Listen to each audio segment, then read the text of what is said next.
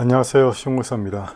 오늘은 재건축 재개발에 있어서 그 분양가, 건축비와 토지비가 과연 어떤 비율로 되어 있는지 분양가 소송을 보면서 조합은 건축비가 어느 정도의 대우를 받는지에 대해서 하나하나 설명을 해 드리도록 하겠습니다.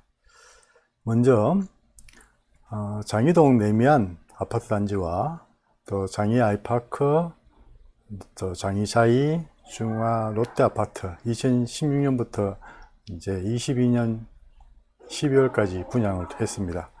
장이 내미안 아파트인 경우에 대지비가 한 3억 6,600, 건축비 포함해서 5억 4천에 분양했고, 중화동 같은 경우는 4억 6,800, 그러니까 대지비는 한 1억 정도 올랐는 상황.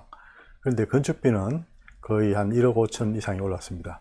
어찌됐건 이런 걸 보면 장이 내미안과 또 아이파크까지만 하더라도 대지비가 건축비보다 상당히 높음을 알 수 있고, 그다음에 장이자이와 중화 롯데로 감으로 해서 건축비가 더 높은 비중을 차지하고 있습니다.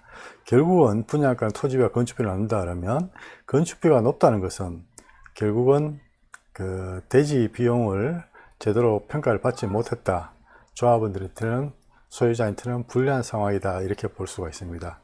자, 그러면 그 공사비가 올라가는 이유, 특히 장이 아이파크 그 다음에 장이자이 그 사이에 2017년도 이때 또 아트리시 레미안이 분양했을 때는 건축비가 상당히 좀 높아집니다. 그 이유는 바로 직접 공사비 중에서 무이자 대여, 뭐 중도금 무이자라든가 이런 얘기가 많이 나옵니다.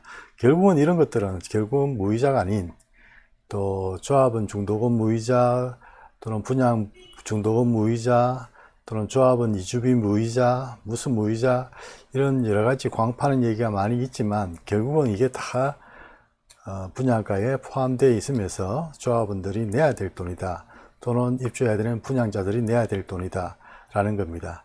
거기다가 실제적으로 조합이라든가 또 재건축 추진위원회라든가 이런 비용들, 이런 것들이 다 여기에 포함되어 있기 때문에 우리가 이제 내야 되는 이 건축비와 대지비가 과연 어떻게 될까?